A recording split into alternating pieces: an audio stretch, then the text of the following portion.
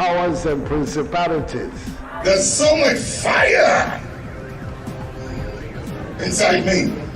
Tragedy struck when part of the largest hillside at the kosher rubbish dump collapsed. It's going to be fun to see how he goes about approaching this game.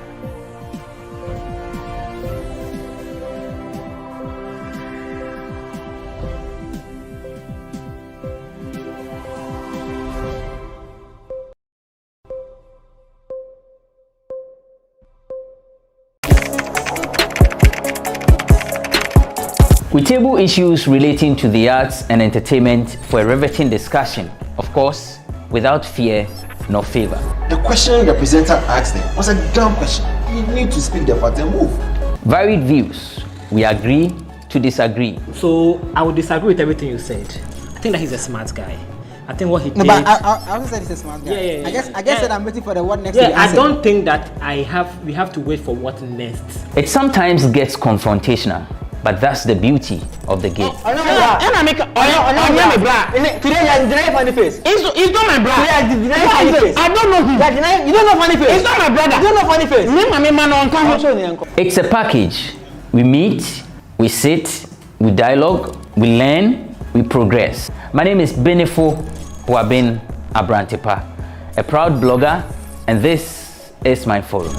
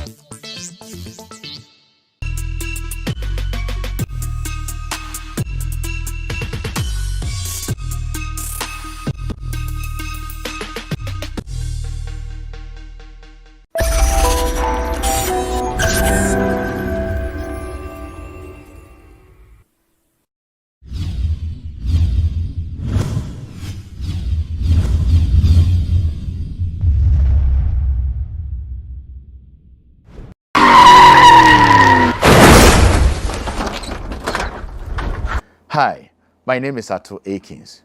Road accident is taking more lives than COVID-19. So be very careful on the road and stay safe. Do the right thing.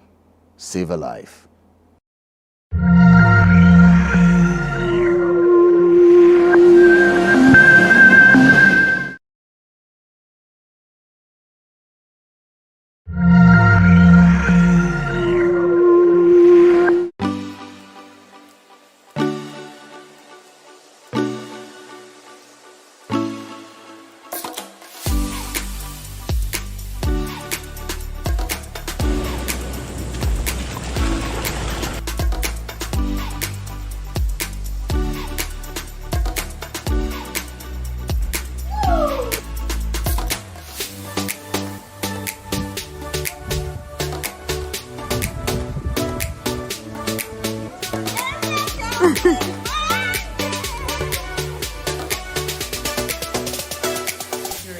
Cheers.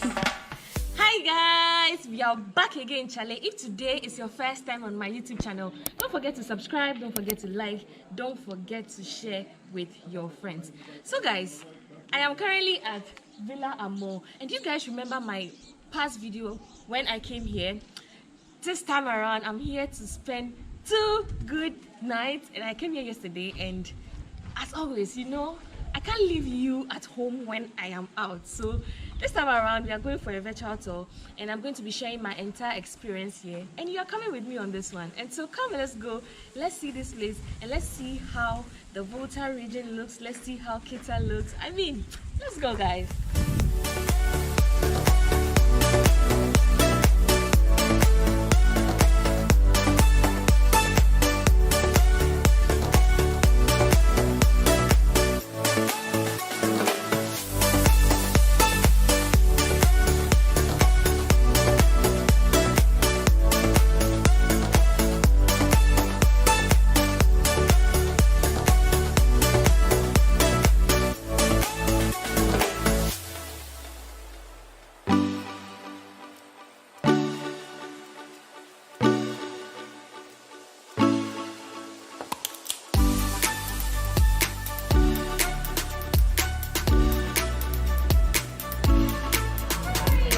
They have like a basketball court.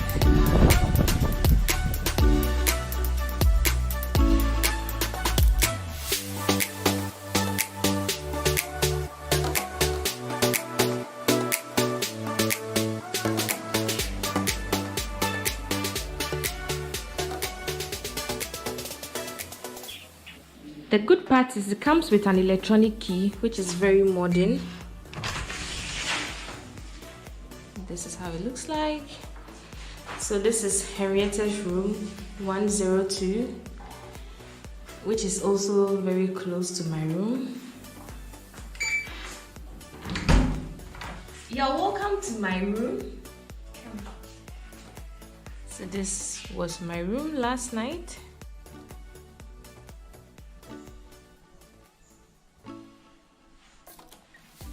And it comes with an AC, a TV, a fridge. This is the bathroom.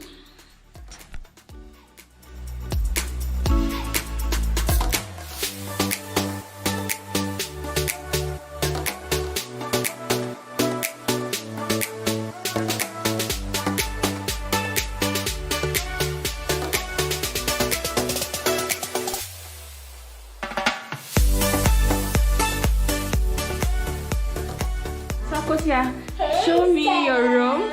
Okay, welcome to my humble abode, my African themed, you know, with the, you know, local craftsmen, you know. And this is the king size bed. You and your partner can fit in comfortably. This is just you two. You know? Spread yourself wide. I love the fact that it's very similar to my room. Yes, but it also has its unique character to it, so I love that, you know. And the quote on my wall, because I know the one on your wall is different. Don't wait for the perfect moment. Take the moment and make it perfect. Aww. And that's my bathroom. It's a cute bathroom, just like mine. A little steady decks. And the fridge, the TV. Yeah, so you know, AC, fan, everything. Thank you so much. Chale, you are done. Go. Bye-bye. She's literally sucking me. So let's see. This is the restaurant.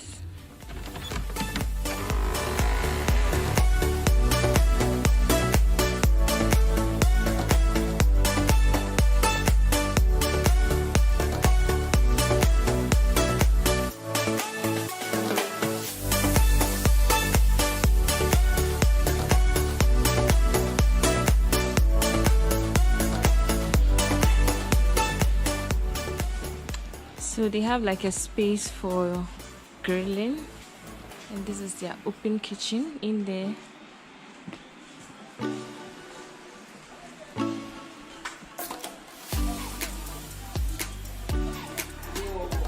Hello, Akosia. Hey, girl. I'm ready to kick you in. Okay. Ludo. So we are going to be playing Ludo soon, and I am challenging you today. Yes. I'm sure we are going to put in some money. Yeah. They have like a cute So this is like beach sand here.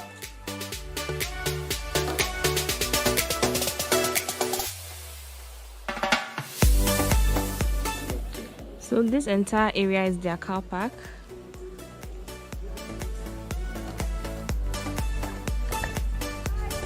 Are you enjoying the place? I am. I love it. This is like home away from home, and I totally love it.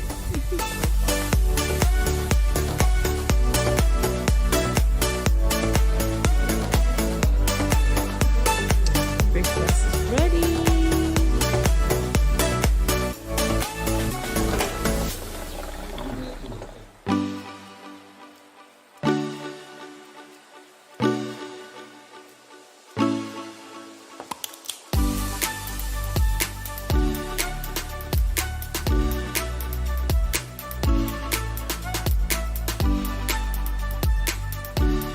So we're about to play Owari, which is a local game, and we are going to be using stones. It's supposed to be 4 in each. Ladies, are you excited? I'm ready. I know I'm gonna win. I'm going to win this. Oh yeah, right. I'm going to show them Pepe. Hey! Please, no argument. No argument. Don't get my yen kata.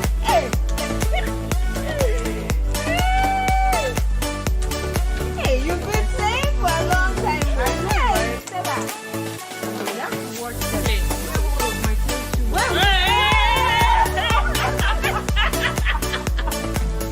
You didn't finish.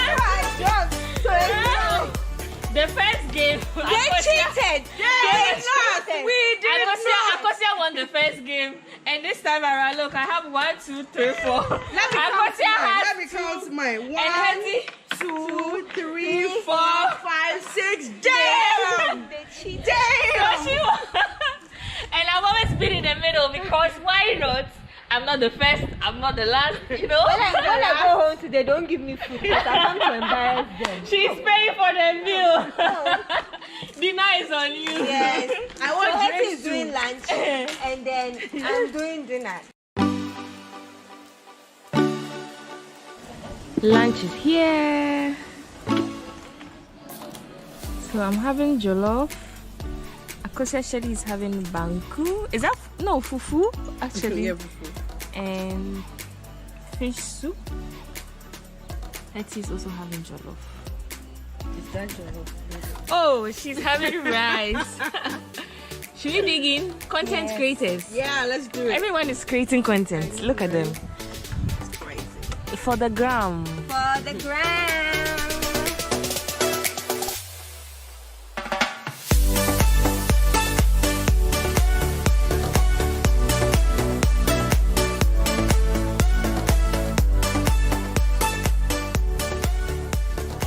You didn't even leave time for the bed. Guys, I cleared everything. 3, 1, 2, 3. Ah, where's the one that was going? It's gone. I paid 1. 6. Hey, the way you guys are standing there. We mean business. 6. 6, 5. 6. 1, 2, 3, 4, 5.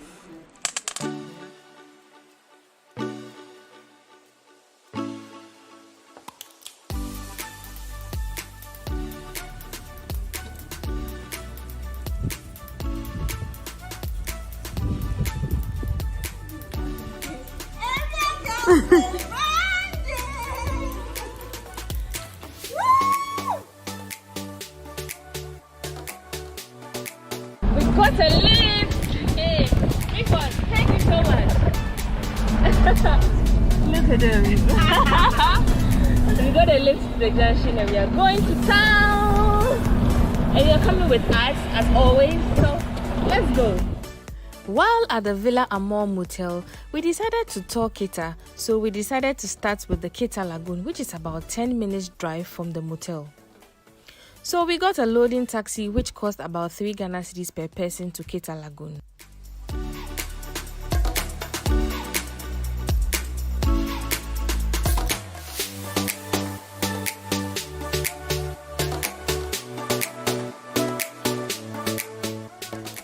While at the Keta Lagoon, we spotted this abandoned resort took some few pictures and walked down to a popular beach called Emancipation Beach.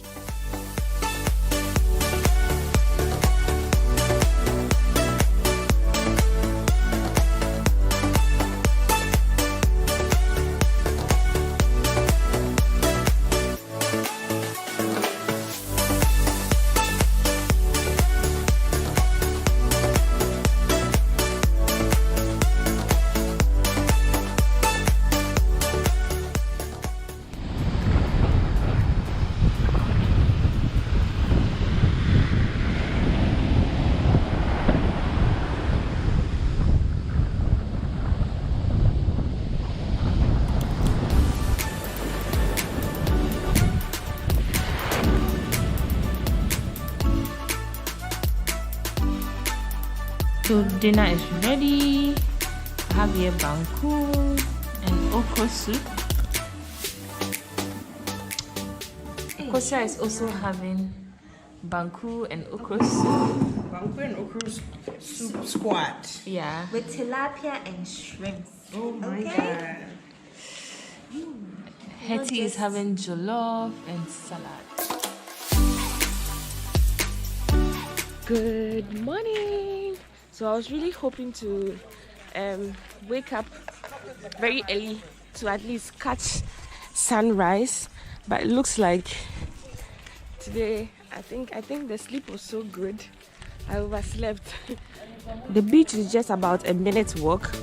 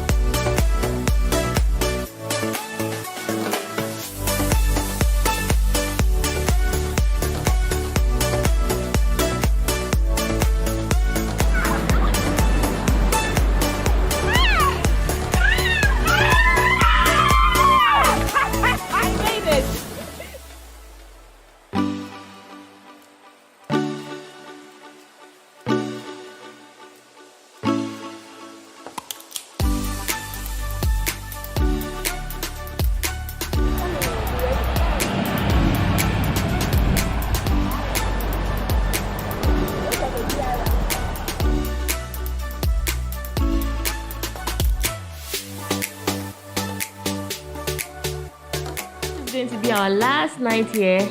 Cheers, ladies, before our Ludu. Are you already finished your glass? Can you imagine? Cheers. Cheers.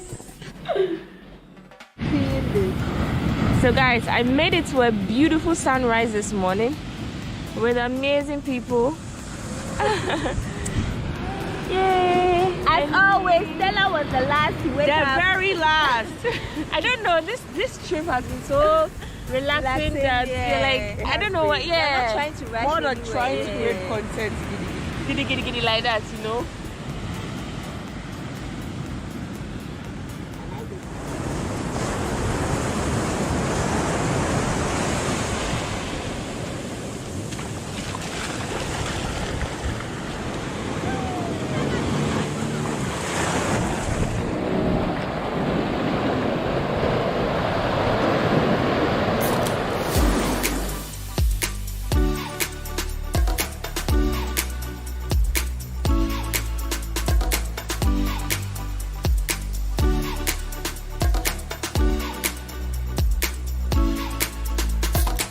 My new friend is called Ranger, and this is what is happening.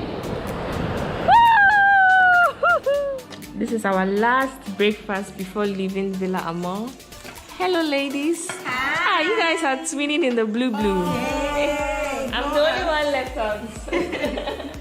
It's like waking up early. The same vision would have come. Guys, since this morning is going to be our last morning here before we leave back to Accra, we would like to talk about our entire stay whilst we eat. I hope you don't mind. I love the breakfast, especially the sausages. I don't know what it is about it. It just tastes amazing.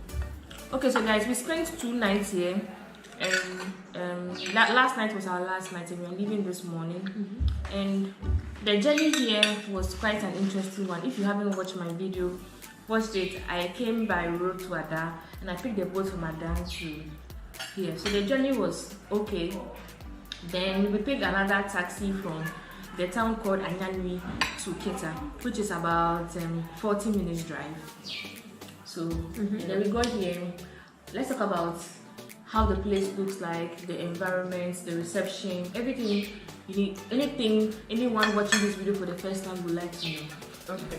I thought that the staff had been amazing. They were very welcoming, very accommodating to us. We've had some fun with them, even riding their bicycles among other things. So when it comes to the staff, I've really enjoyed the service. Yeah. Okay, yeah. When we came in, Akosia said something that I totally agree with. That this place feels like home away from home. Like you get in, and the kind of vibe you feel is, this is like home for me. It's just amazing that way. Yeah, it's not like an intimidating hotel thing. It's just like you've come to your vacation home in Keta. One thing I also noticed from the outside, you see like a regular villa. Exactly. But when you enter, it's modern. The rooms are electronic card. It's not common to see villas that have electronic cards. So the automatic taps. Yes, which is like water heater, all of that. Yeah, that was really cool. I love the rooms especially. I don't know, there's something about the decor in the rooms, the colors they chose, everything. The vibe is just great. For the room is amazing. And the rooms, the bed, guys, the cushion, the leather cushion or leather pillow, that is, I don't know, Stella, you said it was, it massages your back some way. If you're somebody, so I don't know what I do, but I kind of have a little back ache sometimes. So I like to sleep with something at my back. And so that's like a perfect thing for my back. I was able to sleep on it, so it was good. Let's talk about the lunch. We had lunch, we had dinner. Let's talk about the meals. Which of the meals did you like? I had fufu, I had banku, and I had noodles, and they were all amazing. Amazing. Very, very, very good. Spicy, but the good kind of spicy. I also had jollof. I had banku and okro. The first day's banku and okro was very nice, just as I had before. It was very good. So generous with their shrimp to us for us. And then their what's that thing called? Their noodles too was also nice. And the jollof and the chicken. Damn! The chicken was really, really fresh. Hetty almost ate jollof every single day. Since you came, and then we have to stop it. We have to say no. Enough. She needs a variety. So I think I did jollof, and then plain rice with chicken stew. Okay. Yeah. Which is junior jollof. Which is very okay. And the fact that from here to the sea, from here to the ocean is just about a minute's walk. Yeah. It was very perfect. Once we did horse riding today. Horse riding. We did regular taking of pictures, videos from the ground, and it's very, very quiet. As you can tell, like everywhere is just quiet. It's very calm. The locals are around. They're ready to help you if you want to go to the lagoon. It's not too far. You just pick a vehicle from here to the lagoon. If you want to see other tourist attraction places from here, it's actually in the prime area, so you can assure yourself of a vehicle anytime you want to go out. So this brings us. Is there any other thing you want to talk about the place or? That's it. I mean, it's amazing. Yeah. So I enjoyed my stay. They also enjoyed it. Totally did. Yes, and it's a place I would always want to come. Now this is my hideout. Yep. Anytime I come out, been here like twice, right? Yeah, the first time I didn't sleep there. I didn't sleep here. Yeah. By this time, I got to experience it for myself. So I can boldly and confidently say this place. Yeah. Villa Amour. So I left it to these two to plan the girls' trip, and I must say I'm impressed. You did it. And so thank you so much for watching this video. I hope you enjoyed this video as much as I enjoyed being here, as much as I enjoyed documenting the entire experience. Let me steal your sausage. So until next time, on my next video, I love you all. Wow. Guys, subscribe, like, comment, and be sure to follow Stella. Oh, you already followed. Be sure to follow Henrietta Adjeti's channel. I'll share her link in the description. Akosia Shelley, aka the area girl with branding. So please do want to subscribe to their YouTube channels.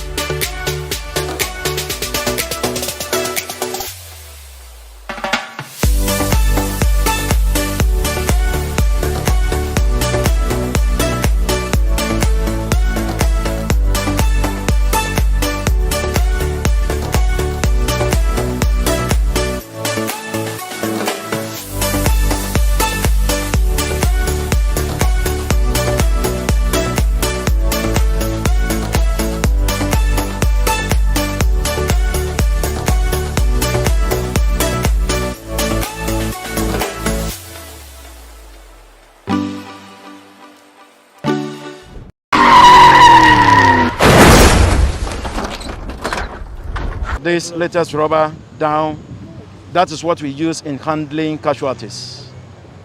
We use this one in handling casualties. Reason being, we don't want anybody fluid like blood, vomiters, sweat, and other things to contaminate you. We know what is in the world now.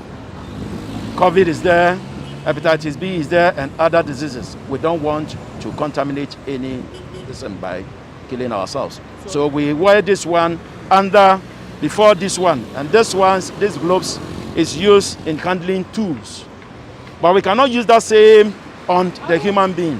When we remove that one, this one is there for us to do the handling of the casualty. So this one first. Okay. Then we also wear this one also.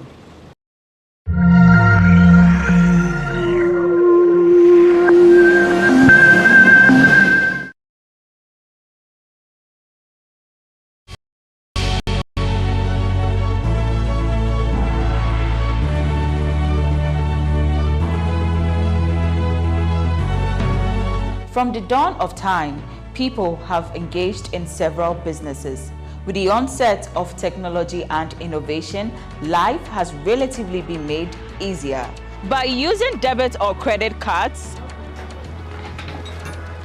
mobile banking. Thank you. And your favorite, mobile money? Tech has indeed married business. On BizTech, we spend time with faces behind known and upcoming businesses in the country. Learn more about the new technologies and innovation, as well as find out about the trending issues in the world of business. Join us as we serve you with a variety of compelling interviews, projects, and others right here on GhanaWeb TV.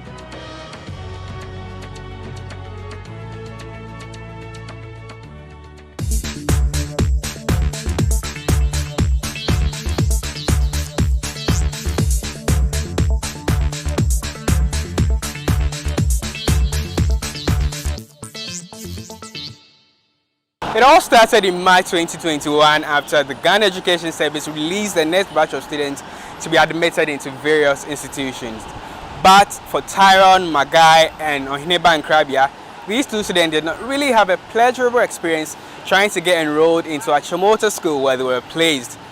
The school denied them enrollment because they had dreadlocks, and families of these two students were aggrieved and sought legal redress, and as of yesterday, the court ordered Achimota School to go ahead and admit these students. Today we speak to a cross-section of the public to find out their reaction towards the court's ruling. Well, I think since we're a country that we do not discriminate, I don't think here should be a point where you deny someone education. Their religion or whatever it does, I'm sure they have Muslims in their school. So if Muslims pray and then Rastafarians have hair on, I don't think that should deter them from coming to school.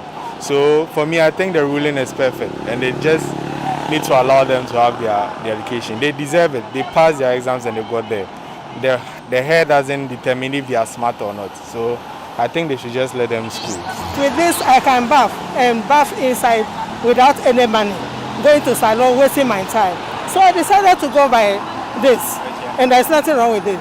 So if my daughter, I have 2 years old baby, I've done the same thing also to the girl. So if you tell me because of that, you admit my child in the school, what does the hair have to do with education? So they have no business.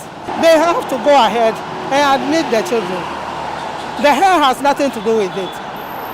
Initially, those who have this hair, because of smoking, we avoid them. But today, it's life, it's fashion. So I don't think they have to. They should look at the condition of the world. Now we are in different world, like before. So I don't see anything wrong with this. Well, the court has spoken, so, and then it's the rule of law. So we should go by what the court says. But then I strongly believe every institution also has its rules and regulations. We shouldn't use this as a stepping stone to breach the rules and regulations of any institution in Ghana. But then the court has spoken, so who am I? We should just go by it. I mean, it's okay. They should, you know, it cannot cause any harm. And if they are not good, they are not good. And if they are good, not all of the Rasta men are, people are bad. So I think Christians and everyone, you know, so I think I see nothing wrong with it. When they come with them, go together with them in the same school, I think it's okay. Definitely. I see nothing wrong. If they are going wrong, I think the school can, you know, direct them to the right position as well. So I think it's good to be with them. I do support the court because per our constitution, it hasn't made it specific that if you are having bushy hair or rasta hair, you can't go to school. And each and everyone has his or her rights, to be educated. That's right to education. So I think the court has made it, the education is good, These are some of the opinions of the people that were engaged on the Tumota Rastafarian court ruling. My name is Desmond Pimpon and I am reporting from 37 in Accra for GhanaWeb.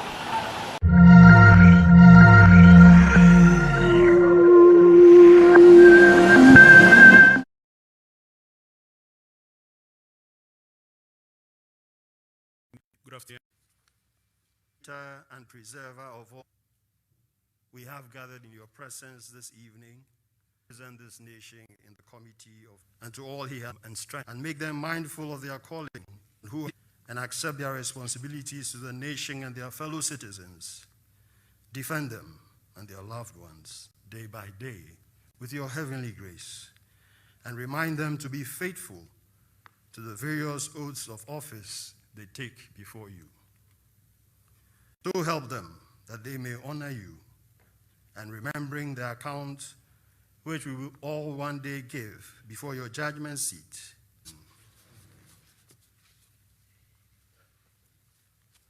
You may resume your seats, please.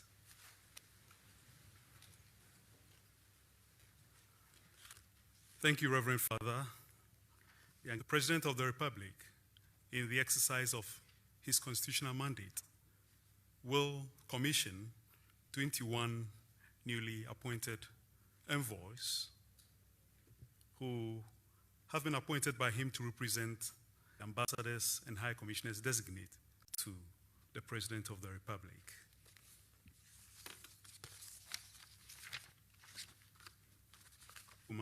High Commissioner designate, the United Kingdom. Her Excellency Khadija Idrisu, Ohiniba Dr. Leslie Achao Pokuware, Ambassador designate, the Russian Federation. Lieutenant General Obed Bwamakwa, Ambassador designate, the Russian designate, Republic of South Africa. His Excellency Francis Dantikotia, Ambassador, the Republic of Turkey. His Excellency Alhaji Ahmed Ramadan, Ambassador designate, the United Arab Emirates. His Excellency Napoleon Abdullahi, Ambassador designate, the Republic of Mali.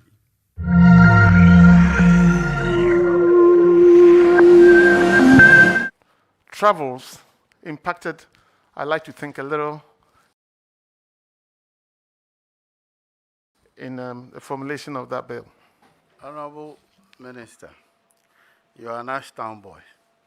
You are from Wenchi. You are MP for Kwabre. If you went there and said renewable energy, how will they understand you? Indeed. Renewable energy basically is that the type of energy that is sustainable, that does not impact so much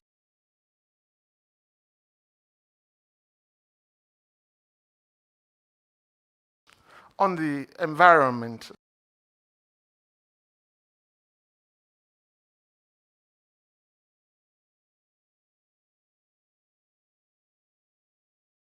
Unfortunately, Ghana hitherto, when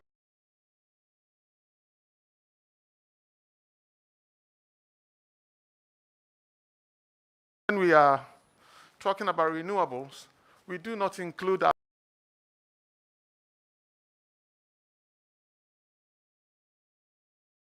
Kusumbos and our Bui.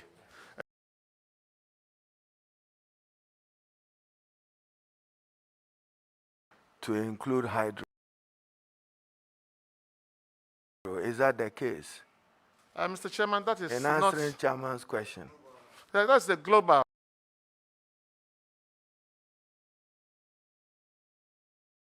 definition. And unfortunately, Ghana, when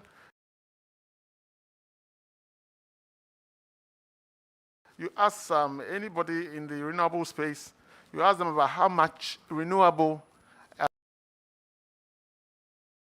percentage in the energy mix, they'll tell you just Act. So I want you to respond to Chairman appropriately, knowing the steps that you have taken legally to contradict your own self in your definition of renewable energy. Bui is hydro. But you came to Parliament and said you wanted to give them a new mandate to be able to do renewable. Is that not the case? Mr. Chairman, that is what I alluded to earlier, that it's something that we should look at it again. So if it was renewable, why did you come asking that we change the law? I'm simply asking you because you were supporting the minister then in the same capacity as deputy minister. So to answer Chairman more practically, so where do we have this solar, this wind in Ghana? I know of some 20 megawatts somewhere. Where is it? Chairman wants you to be practical in explaining. Ghanaians will understand the concept of renewable. But when you say solar, at least they will have some modicum of understanding what you mean of a renewable regime. Are the charges in the renewable sector lower and cheaper compared to thermal, and why? You want to explain that? Thank you, Chair. Yeah, Mr. Chairman. Some years back, the solar panels, basically the solar panels are these contraptions that absorb the sun rays and turn it into energy. Like I was saying, hitherto it was very expensive. But the last several years, the prices have plummeted by something in the region of about 70%, which has made it very, very attractive cost-wise. Ghana currently, we have solar panel farms, solar farms, somewhere around Winneba.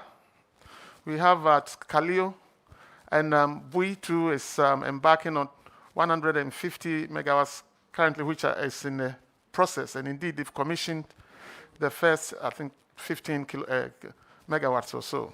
Was there something for Navrongo, Chairman? Yeah, Navrongo has solar, but it's very small. I think it's about 2 megawatts in Navrongo. Chairman, with your indulgence, let me now take the nominee. What's our percentage achievement in terms of expanding of access to rural electrification countrywide? Yesterday, I heard you I was going over the vetting of my minister. You mentioned 83%. Indeed, it is more than that. We have currently penetration of something approaching 86%. It's 5 point whatever. That is current penetration within Ghana. Mr. Chairman. Mr. Chair, you said you have some wind park in Winneba. No, Mr. Chairman, I said solar. Where? Apam area, Winneba, Apam area. No, because this, if it's Apam, we have Gomoa East, Gomoa Central, and Efutu. All right, so if it's Apam, it's Apam, because I don't think it is in Winneba. So you may check the records and then, okay, because there is nothing like that in Winneba. Mr. Chairman, I don't believe it's too far away from Winneba, so I thought that area was part of Winneba. So if I've got it wrong, So it is it's in the Apam. vicinity of Winneba. Apam and Winneba, they are not, the distance between the two No, towns Honorable, are not just that for big. the record, with respect. Yeah, Apam, Mr. Chairman. It is in Apam. Mr. Yes, Chairman, thank you very Apam much. is Gomoa West. So Apam is Apam. And Yes, not Mr. part Chairman. of Winneba. Thank you. Winneba is Winneba. And is the capital of Efutu. So Where you come from? if Apam is the capital of Gomoa West constituency, so if it's in Apam, it's Apam. Yes, Mr. Chairman, I Very stand well. to be corrected. Thank you. Chairman, just still on rural electrification. You know what was the state as at December 2016 before you increase it to 86%? You have an idea, nominee? It was something in the region of 81, 82%, if my memory serves me right, yes. When do you anticipate assisting your minister for the country to achieve 100% coverage? 100%, I don't even believe America, United States of America has 100% coverage. Ghana, we are struggling right now because, as always, the last mile is the most difficult, and that is where we've gotten to. I do believe my minister, when he came before this August committee, alluded to the fact that we may have to resort to renewable energy for the most difficult parts of the country. So that, I believe, is where we will be heading. Apart from stringing lines to other communities, the difficult ones we may have to resort to. I know that the minister does field work. If you take, for instance, Gushegu Karga, and you drive from Pico heading towards Gushegu Township, a number of those communities there are not connected to the rural electrification grid. If you go to the upper west region, you would have many communities still unconnected. You go to Bulsa like Yipala and Bulsa and Nanjumping, not connected.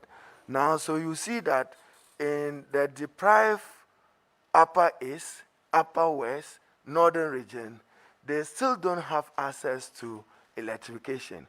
What will you be doing with your minister to assist that they get connected and they benefit from this critical need? Thank you, Chair. Thank you, Mr. Chairman. Mr. Chairman, I do believe there is a turnkey project in the pipeline for about $50 million, which is earmarked for the northern regions alone. And when that is complete, I'm sure it will go a long way in addressing the gap between the northern part of Ghana and the southern part. Thank you, Mr. Chairman. And Chairman, just drawing the minister, so if you take the Nalergo Northeast Loop, even though it will connect you to Cherpune going back to Yendi, a community like Akrape in Salga, unconnected to rural electrification, you come to the Cherpune area, many of the communities are unconnected. Are you giving this committee an assurance that they can count on you and your minister, assisting him as deputy minister, to ensure increased access to rural electrification? Thank you, Mr. Chairman. Mr. Chairman, before I answer that question, I really would like the committee to understand, if I may put it that way, that it's not only the northern part of Ghana that is not connected, the communities are not connected. In the south, there are quite a number of communities that are also in the process of being connected. So going back to what leader said, yes, like I said, this company is TBA. Once the project, the Tenki project, once it's approved and everything is in place, I really do believe that it will make a huge Chairman, difference. I was leading the nominee there. I just got back from a funeral in the Volta region, and their complaint was we are still not connected. And for many of them, Deputy Minister, you are largely responsible for power, as I understand from my readings of your work as Deputy Minister.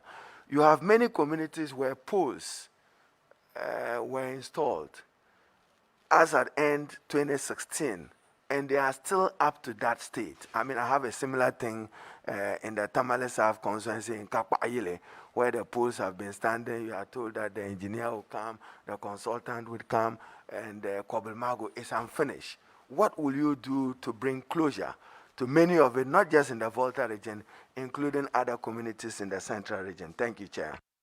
Thank you, Mr. Chairman. Mr. Chairman, I do believe my minister has been briefed about the point you just made. I would suggest humbly to my minister for us to put a hold on contracting new projects. Because what I found during my time in the ministry was that we spread ourselves too thin on the ground. And we bring in materials, and the materials were woefully inadequate to cover all these areas. So going forward, I would suggest humbly to my minister that we should hold on giving new contracts and then concentrate on completing the existing ones that are ongoing. Thank you, Mr. Chairman. Let me go the way Honorable Boama went yesterday. Direct question. So if your minister refuses, would you resign in protest as a matter of principle? No. Thank you, Mr. Chairman. Or let me take away protest. If he refuses, would you resign? Because you are saying this as a matter of principle, that you would advise strongly that you don't go for new contract. If the minister, the new minister, is of the view that no, I want to go the other way, because you feel strong about it, don't you? Honorable member, what I remember Honorable Yawama asked was, can you look your minister in the face and tell him the truth? Is that right? But putting him this is your own path, not your own path, not Honorable Boma's path. Your own crooked path. But well, as he says, if your suggestion is not adhered to, that if you want to answer that, please. This is his part with modification. It is his part with the necessary modification. So if he refuses your advice, will you resign? Thank you, Mr. Chairman. Mr. Chairman, as a deputy, if I am confirmed by this committee, my duty is to assist the minister and make suggestions. My suggestions are not necessarily to be taken by the minister. I just have to prefer what I think, and it's up to the minister to take it. But this suggestion I've just made, I think it's quite practical and commonsensical, that I do believe my minister will heed to it. All right, Thank Chairman, you. still on. Did you play any role in the PDS transaction? Yes, Mr. Chairman. What was your role, and which committees did you chair? Which committees did you participate in the process? Thank you, Mr. Chairman. Mr. Chairman, I did not necessarily chair any committee, but being the deputy in charge of power, I was privy to virtually everything that went on from the time that I came into office. Thank Chairman, we are told that the current pressure, I won't call it doomsaw, it's pressure, has to do with Chairman. The current pressure is related to some dysfunctioning of the transmission regime, unlike Dumso, which was largely a generation problem, and is attributable to government inability and the fact that PDS failed and the US government through MIDA had to withdraw the dedicated $190 million, which was meant to expand the transmission network. Is that a statement of fact? And what do you know about this? Thank you, Mr. Chairman. Mr. Chairman, that is not the facts as I know them. The monies that the American government threatened to withhold had to do with bulk supply points at Kasua and Pokuase, which I believe they are still ongoing.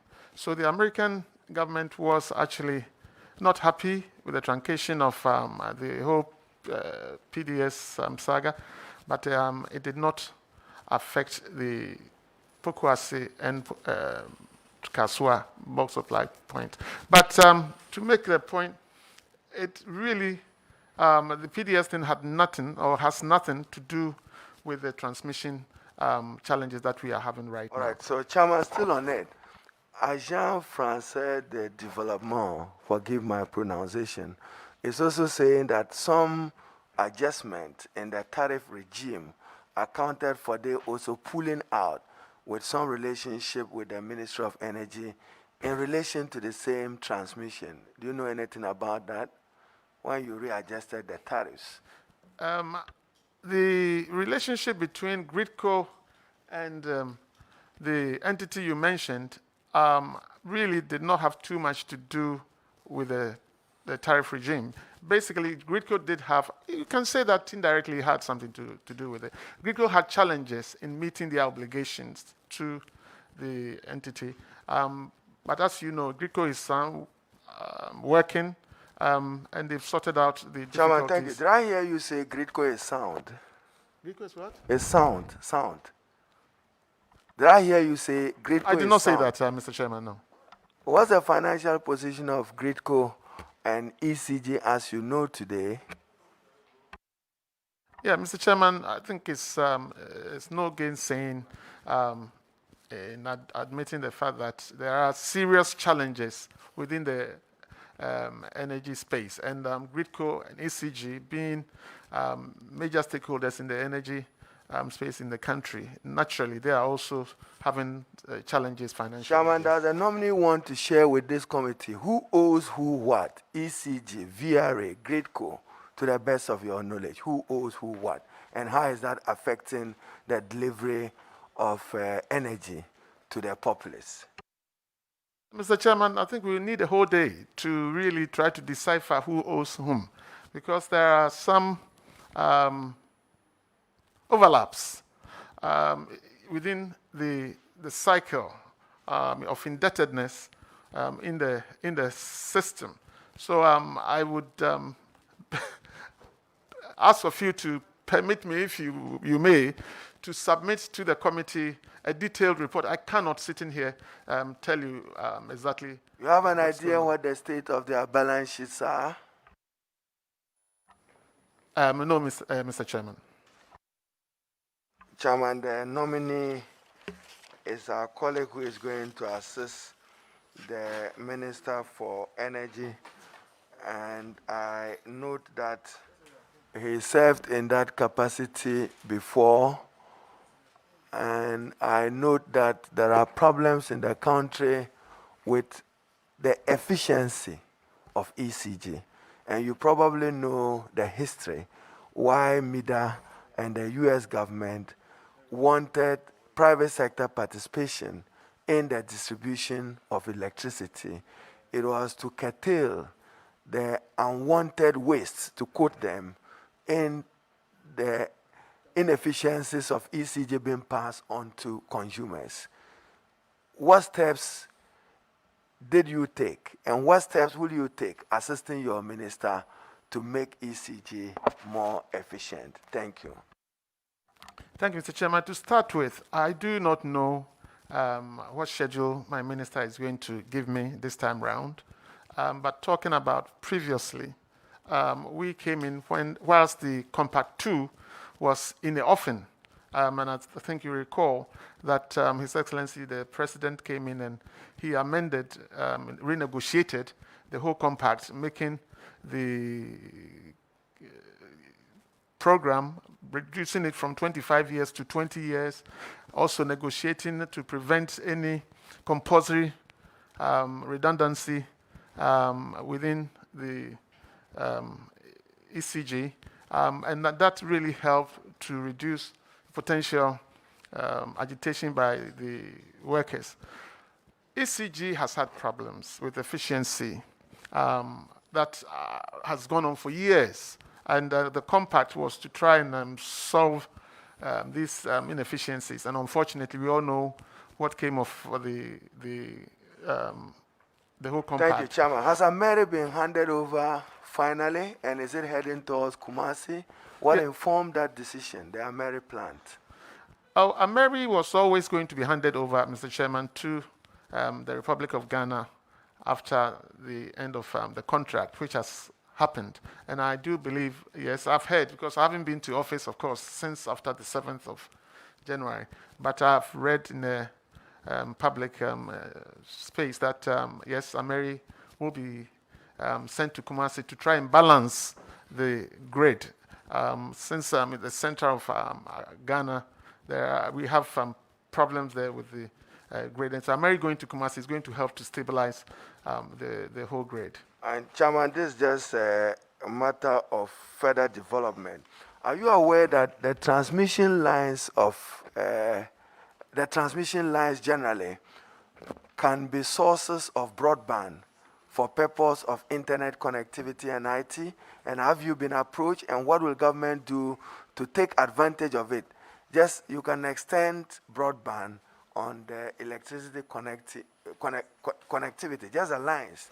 Have you been approached, and what is government doing about it? Instead of us complaining that internet penetration in Ghana is low, broadband is low, you can help accelerate that. What will you do about that? Thank you, Chair.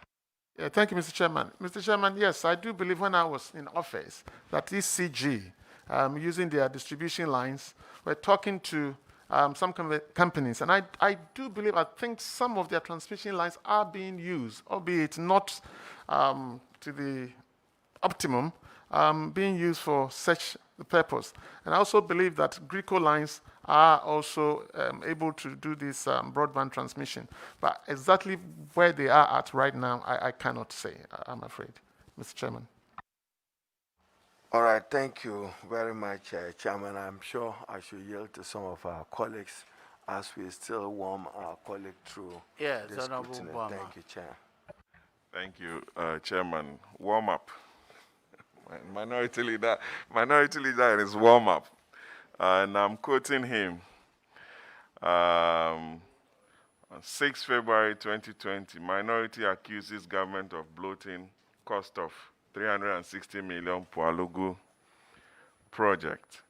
Work on over 1 billion Pualugu Dam progressing to help halt flooding from Bagri Dam spillage. Dr. Baumia, Vice President. Construction of Pualugu multipurpose dam commences.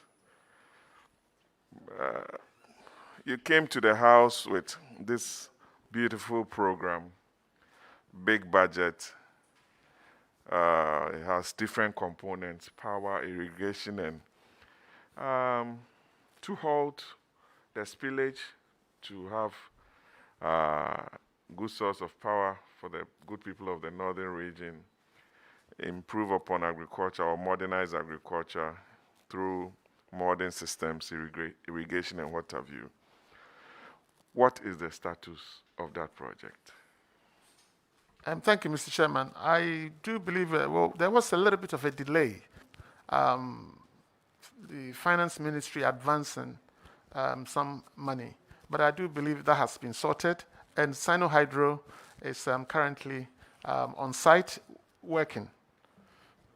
Thank you, Mr. Chairman. Chairman, ordinarily I shouldn't do that to Honorable Patrick Buama, but once you quote the minority, it's good you share it all. In that quote, read further. I would have given analysis of how much it costs per unit to produce 1 megawatt of electricity and I related it to the per unit cost of what was being offered, so that the public is not just taking away that I said bloated. Go further. So if you want to quote me well. Thank you, Chair. Chairman, I was not being mischievous, but I was talking about how controversial that project is and how it generated that heated debate on the floor before. So I'm not quoting you in any wrong way. Just for the record, leader. I have with me the government's coordinated program of economic and social development policies, which came out of government's economic agenda. I think it's dated 20th October 2017. It's a program that government always comes out or produces from the directive principles of state policy. And on page 87, on energy and petroleum, specifically power, my brother, you've dealt in that space for the last 4 years. And let me quote what government said it was going to do. Government will also expand the provision of mini grids to lakeside and island communities in order to facilitate the productive use of energy and improve livelihoods in the communities. Afram Plains, Tano River, Pra, we've spoken a lot that we'll be building a lot of off-grid systems on those rivers. What have we been able to do in the last 4 years under your watch? Thank you, Mr. Chairman. Mr. Chairman, I do not recall coming across Tano and Pra building off-grid on these rivers. What I do know is the Afram Plains. And indeed, there are 55 communities were earmarked for such projects. And I personally commissioned 2 of the projects, the off-grid projects. One at Pediakotope of, what is it? Yes, Pediakotope, and the other one in Kratchi East, there where I spent several hours on the lake on a rickety boat, very frightening stuff. So they are ongoing. The 55 communities are ongoing, being supported mainly by our donors. The Swiss in particular have done extremely well. The Spanish are helping, and the World Bank.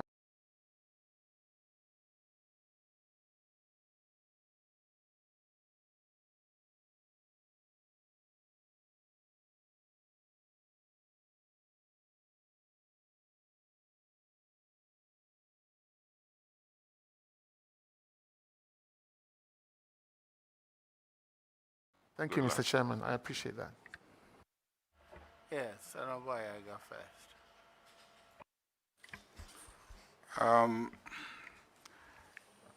Under the NDC government, there was some effort to extend rural electrification to many communities in the Upper East region, and I'm focusing on the Upper East region. Since 2007, these projects have stalled. Towards the election in 2020, you brought a facility to Parliament to do a number of communities in the Upper East. I recall that 3 communities in my constituency were included. If you recall the debate that day, I mentioned those 3 communities and indicated that I had on my own already significantly advanced work in those communities, and you asked me to get in touch with the contractor when he gets on the ground. Up to date, the contractor has not reported at site to start anything. And this is about 8 months since the approval was done in Parliament. I want to know exactly what is the status of those projects, which you, I recall, brought the proposals to Parliament for approval. Thank you, Mr. Chairman. Mr. Chairman, I think I alluded to the fact earlier that there's a a project by TBA for the northern regions, which Honorable Ayarge's communities are included. Unfortunately, there has been some delay. I think there's a problem with Sinosure, the Chinese insurance company for the Chinese-funded international projects. That, I believe, is being resolved between the Ministry of Finance and their counterparts on the other side. So as soon as that is done, Parliament has done its bit. We are ready for Sinosure to just do their bit, which they are dragging their feet a little bit. And once that is done, I am sure those communities will be amongst the ones that will be done expeditiously. Thank you, Mr. Chairman. Yesterday, during the vetting of the Minister of State nominee to the Minister of Finance, there was an issue of a certain account between PDS and ECG. I'm reliably informed that in that account was lodged an amount of about $200 million. You can correct the figures if they are not accurate.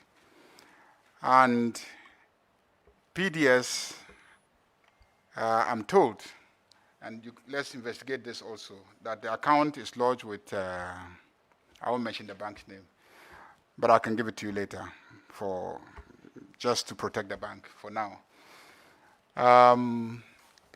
ECG has done everything to get the money transferred to them. PDS, I'm told, has refused to transfer the money to ECG.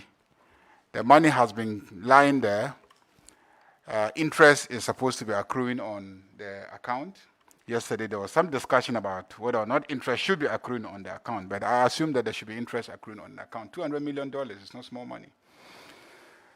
As a minister, deputy minister who has sat there for 4 years at the ministry overseeing ECG, what steps have you taken, will take, to ensure that this money is immediately transferred to ECG to enable them, perform their functions? Thank you, Mr. Chairman. Mr. Chairman, I do believe that yes, there are some monies in some accounts. The quantum, I've heard several figures from several directions. But what I do know, when I was in office, and I inquired because some letters came in from contractors who claimed that they were being owed money by PDS. So I took steps to find out exactly what was happening with the money.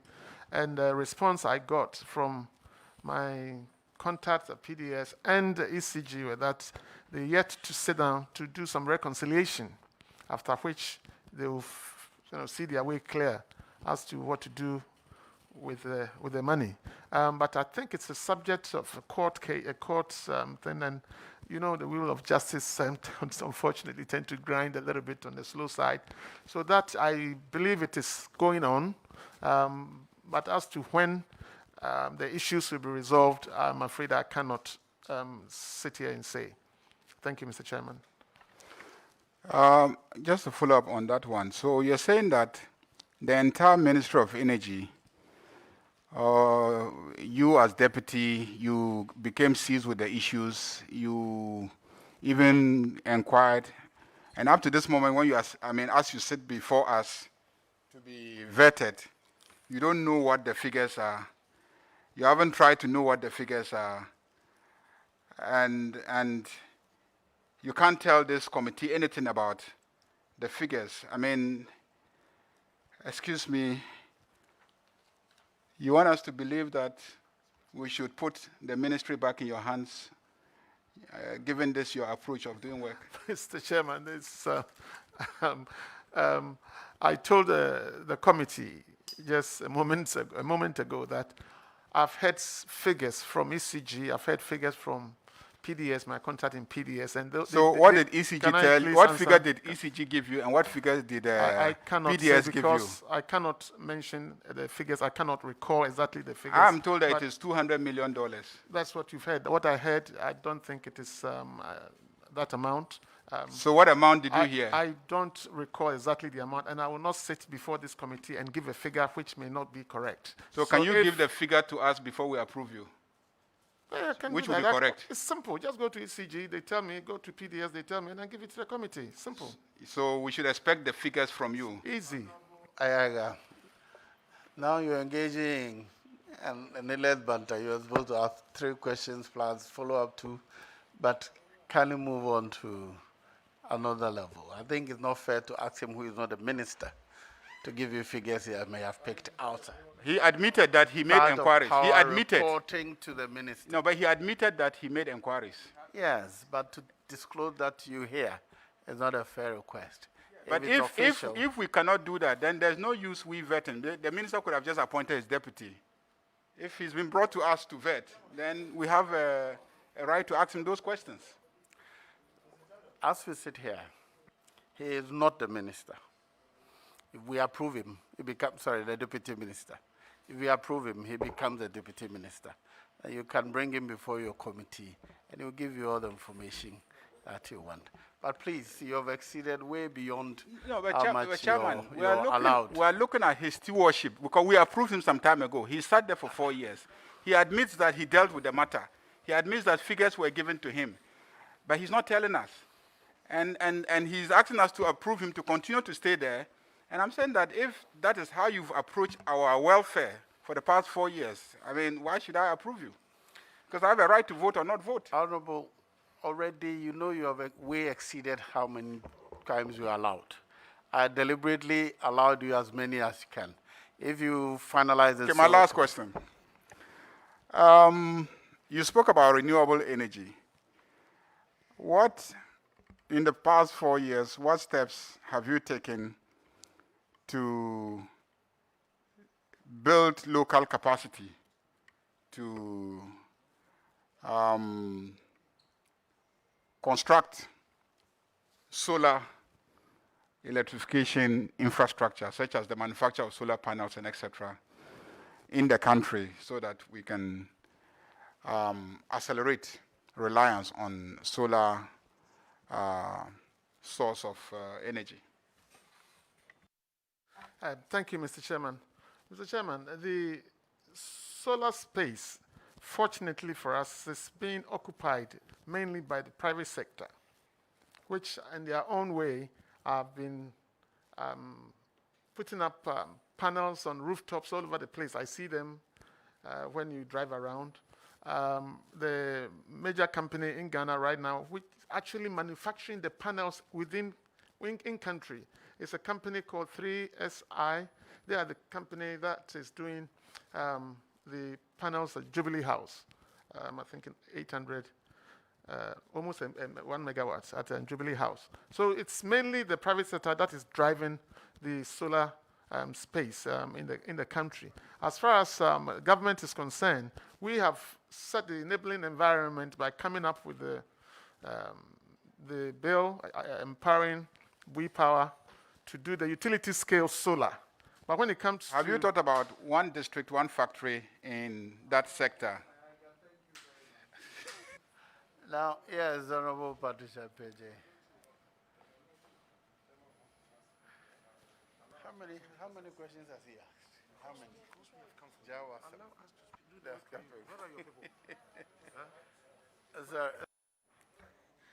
Thank you, Mr. Chairman. Honorable, I'd like to congratulate you for your reappointment as the Deputy Minister for Energy. Honorable Member, I would like you to brief the House or the committee on the government policy on street lighting systems. And I would also like to know the efforts so far made to pursue this policy and what has been your major challenges. Thank you. Thank you, Mr. Chairman. I will have to go back to the responses that was given by my minister when he appeared before this committee, and the challenges he alluded to, the same that I am also aware of, and I'm sure most of the members of this committee are also aware. The thievery of these, the lights and the cables all over the place. Government policy is to, as far as possible, light up the country everywhere. Unfortunately, starting from the cities, we are encountering these huge problems with theft, and that is really stifling the whole vision of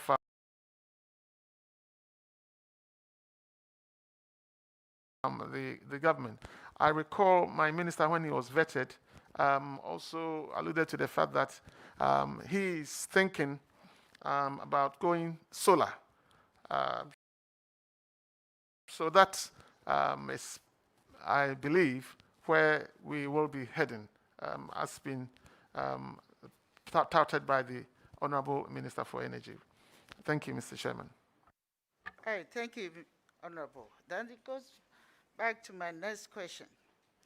Considering the high rate of non-functioning of streetlights in many urban communities, especially in Accra and Kumasi, your minister really advocated, as you just mentioned, that the street lighting system, to reduce the theft, we should adopt the solar system.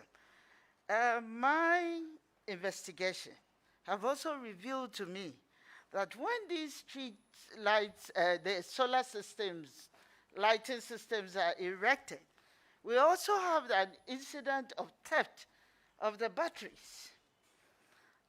And maintenance cost is also equally high. You realize that these challenges have become a major issue in choosing the right lighting system for our streets. Is there anything that you can recommend? I'm looking at technology that you can recommend to address these theft and also the theft especially. Is there any system that you can recommend to address that issue? Thank you. Thank you, Mr. Chairman. As the Honorable Minister for Energy said, it's something that we really have to sit down and look at. But what I do also know, talking about technology, is the solar streetlights, unlike the ones that were previously in the system, which had the batteries at the base of the poles, there are new ones which have the batteries actually on top of the pole, which is difficult to get to them. In addition to that, there are also streetlights that are coming on in the system which have incorporated in the light video camera. So when the light is on, you have that. That also could be a deterrent to the potential thieves.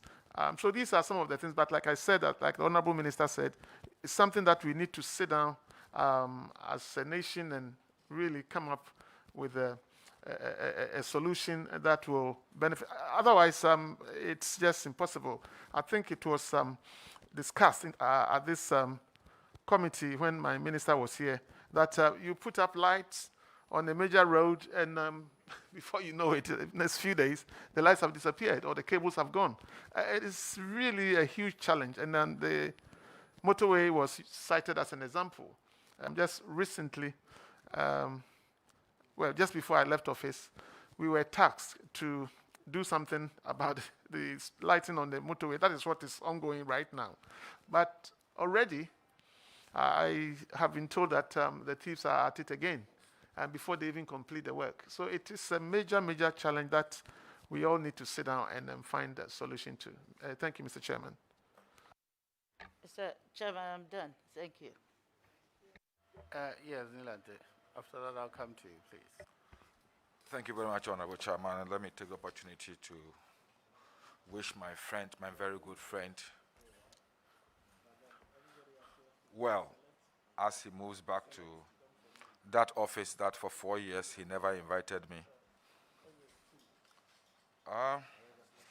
I was just glancing, Chairman, permit me first to say, I was glancing through his hobbies. And I saw something with some curious eyes, spending time with family. I just want to ask, how much time do you spend with your family in view of the fact that me and you sometimes have our places that we sit late into the night? That, if you wish to answer that, you may. Chairman, I want him to answer because if you wish to, you may. Chairman, that's off the seven. My real question. You mentioned very important areas of renewable energy, solar, wind, hydro. Are we as a country exploring the possibilities of tidal waves, geothermal, and biomass? Thank you, Mr. Chairman. Geothermal potential in Ghana is virtually non-existent. We don't have enough geothermal potential, no. But when it comes to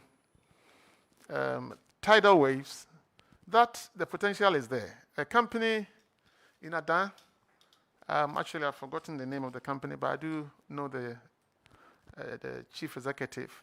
They tried to set up a project at Adan. Unfortunately, it was a small one. It was small. It was less than 1 megawatt.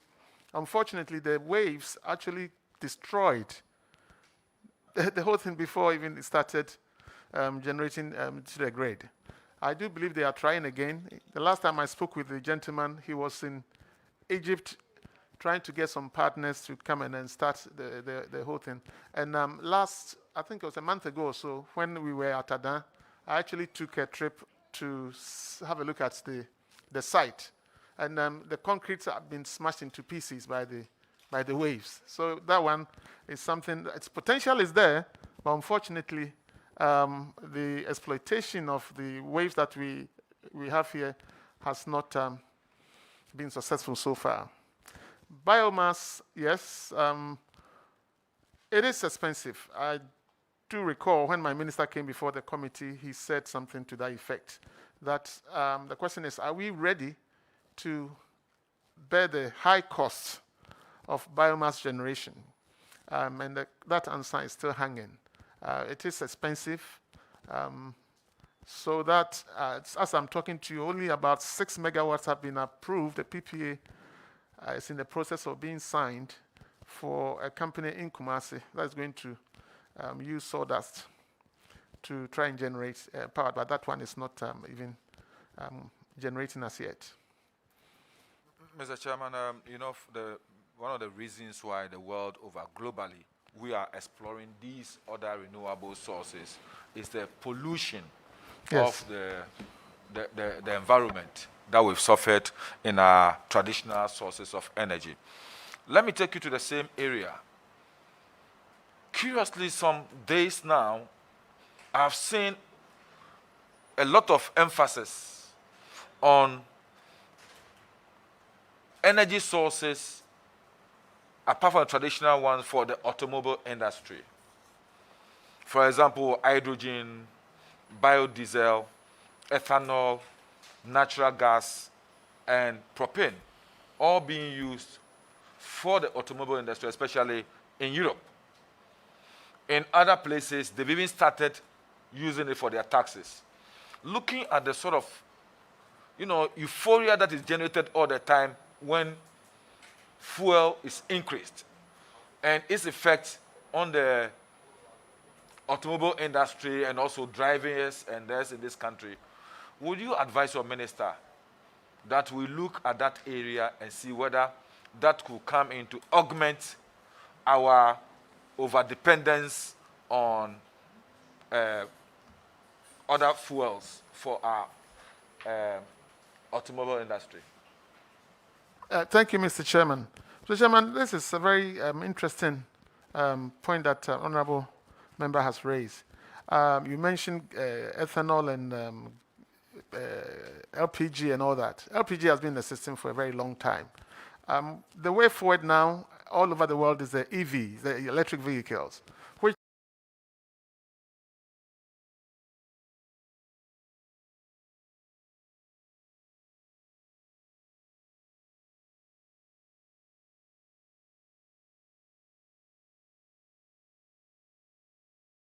started even identifying places where there will be the points for charging these vehicles. So it's something that government is looking at through the Energy Commission. Thank you, Mr. Chairman. Mr. Chairman, my last question, and that one you yourself know is my interest. Waste management. Over the years, all of us have talked about waste to energy, waste to energy, waste to energy, almost every time. What are the real inherent problems that is preventing us from really exploring waste to energy, looking at the huge amount of money we spend in managing waste? Thank you, Mr. Chairman. The simple answer is cost. It's very expensive to generate with waste. It's very expensive. And again, the question is, are we ready to bear that cost? That answer, again, is hanging. Thank you, Mr. Chairman. Honourable Member, when you say it's very expensive, can you explain further? Because I have seen something else at somewhere in the western region of the raw material.